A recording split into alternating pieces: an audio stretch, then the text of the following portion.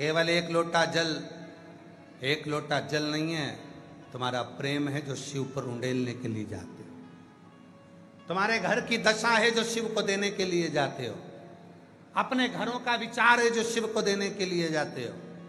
मंदिर जाते होगे, दूसरे दूसरे मंदिर में भी आप जब जाते होगे तो वहां पर पंडित जी आपके हाथ में इतना बड़ा तांबे का पात्र होता है, उसमें तुलसी डली होती है, आप हाथ आगे करते हो, वो जल देते हैं, तुम पीते हो। बोलो बोलो, सही है कि गलत है? पीते हो, वो पंडित जी देते हैं हाथ में और तुम लेते हो। कभी पंडित जी से पूछा कि ये जल की महत्वता इतनी क्यों है? तो पंडित जी बताएंगे, यहां पर हजारों लोग आते हैं, स्तुति करते हैं, आरती होती है, घंटियां बजती है, मंत्र बोले जाते हैं, उसकी तरंग पानी में जाती है, पानी हल्का सा कंपित होता है और उस पानी के अंदर ऊर्जा उत्पन्न होती है। वो जल पीते से ऊर्जा हमारे अंदर आती है और हमारे संचित पापों को समाप्त कर देती है। इसलिए चरणामृत को पिया जाता है, इसलिए चरणामृत लिया जाता है, चरणोदक लिया जाता है, भगवान का सुंदर जल लिया जाता है।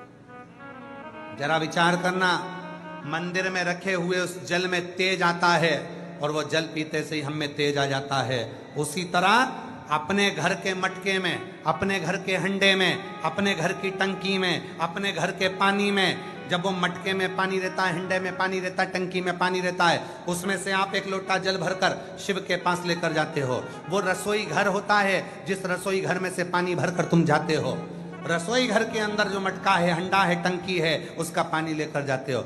दिन भर रसोई घर में क्या बात हुई, क्या क्लेश हुआ, क्या आप शब्द बोले गए, क्या हो रहा है, कौन चिड़चिड़ कर रहा है, क्या हो रहा है, ये रसोई घर में सब चलता है। और रसोई घर की तरंग उस पानी में जाती है। उस पानी को लेकर आप घर के अंदर से बाहर निकल कर जाते हो। घर के अंदर से जब निकलते हो, पूरा वास्तु उस जल के अंदर आ जाता है, पूरा क्लेश जल के अंदर आ जाता है, पूरी परेशानियां जल के अंदर आ जाती है, सारे घर के व्यक्ति का टेंशन जल के अंदर आ जाता है। और वो जल जब महादेव को चढ़ता है तो तुम्हारा घर अपने आप पवित्र होना प्रारंभ हो जाता है।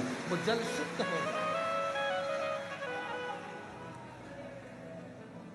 कहा गया, जल चढ़ाकर वापिस लेकर आओ, अपने घर में प्रक्षण करो। जब हम जल चढ़ाते हैं, शिव पर चढ़ते ही वो जल शंकर की जटा पर जल पहुंचा तो गंगा जल हो गया।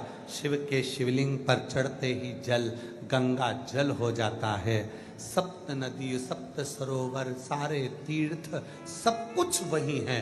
और वो जल हमारे घर आकर प्रोक्षण करने पर सारी हमारे अंदर की जो नेगेटिवता है वो बाहर निकलती है और ऊर्जा घर में प्रवेश करती है।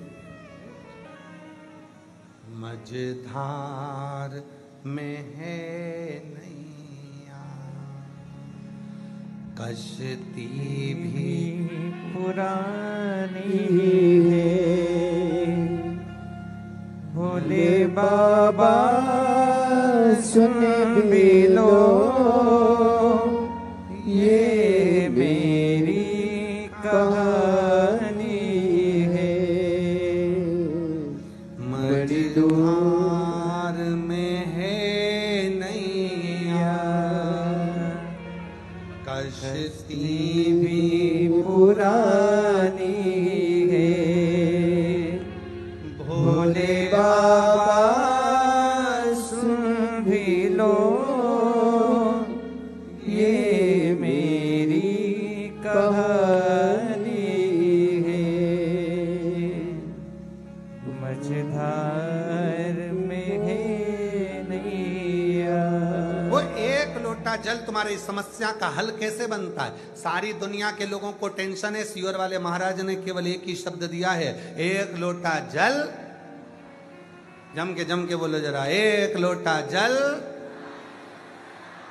ये पूरे विश्व में, केवल भारत देश में ही नहीं, विदेश में भी इस बात की चर्चा है कि एक लोटा जल सारी समस्या का हल कैसे बन सकता है। ये नारा कैसे बन गया, ये बच्चे बच्चे के मुख पर कैसे आ गया, ये बुजुर्गों के मुख पर कैसे आ गया। साधु संत सन्यासी तपस्वी साधक उपासक, कोई भी ब्राह्मण क्षत्रिय वैश्य शूद्र कोई भी हो, उसके मुख पर यह मंत्र है कि एक लोटा जल सारी समस्या का हल है। आखिर इस पे विचार करा गया कि ये जल समस्या का हल कैसे हो जाता है, क्योंकि सारी समस्या घर में आती है। दुकान की बात भी घर में आती है, फैक्ट्री की बात भी घर में आती है, व्यापार की बात भी घर में आती है, बच्चे भी घर में बात करते हैं। और जब घर में मंथन होता है विचारों का, सब टेंशन घर में जब आता है तो वो जल में तरंग जाती है, और जल में वो तरंग गई और वही लोटा भरकर जब शिव को चढ़ा तो सारी समस्या शिव की हो गई और उसका हल निकलना प्रारंभ हो।